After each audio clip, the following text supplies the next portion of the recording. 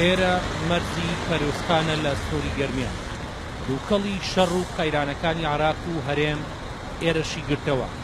ئێستا ئەم پردا ڕۆژانە کەمتر لە 500 باری بازرگانی لە ئێرانەوە پێیدا تێپەڕەبێ بۆ هەرێم، لە کاتێکدا پێشووتر زیاتر لە 1000 باری پێدا تێدەپەڕی.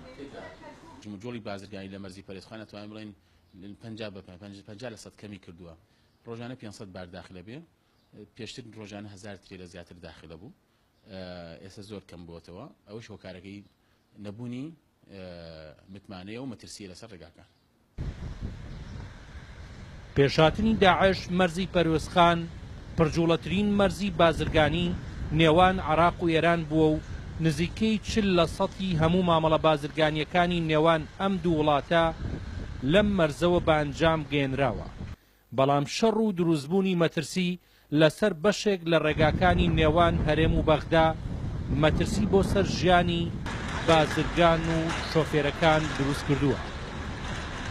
لە ڕاستیە مەرزی پەرۆسخان وەکو جاران نەماوە، جمجۆڵی بازرگانی تیا کەم بووە، لە 150 توانم بڵێم زیاتریش دابەزیە بەهۆی بوونی ئەو شەڕ و کێشانەی ناوچەکانی خواری کوردستان و کوردستانیش بە تایبەتی هەرچی باری تیاچیە بەو دەرەجە سەرف نابێت. بەو هۆیەوە ئێمە ناتوانین بڕۆین بۆ خوار لەبەرەوەی ڕێگریمان لێکە لە سەیتەرەکانە جمجۆڵی بازرگانی لە هەرێمی کوردستان کەمی کردووە بە تایبەتی مەرزی پەرۆسخان.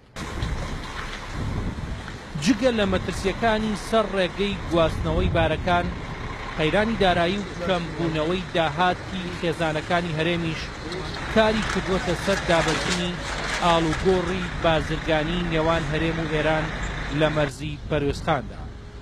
تقريبا هەر سیارێک بەرە خوار بڕوا سیرەکەی تقریبا بۆ تاکو باعقوبە لەوان دووسە سەیتەرە هەبێ ئەمە عایدی نام حەجدەمە عایدی فلانەمە عایدی فیسانە دوایش نییە ئەو منطقەش تەمین نییە بەتایبێت بۆ سایەکان هاچی ئەو منطقەی بکەن بەڕاستی. ئەنی وای لات توێسە بەڕاستی ئێرا سەرەکەی وڵاتێکە حکوومەتێکە خواریش ڕێ خوار حکوومەتێکە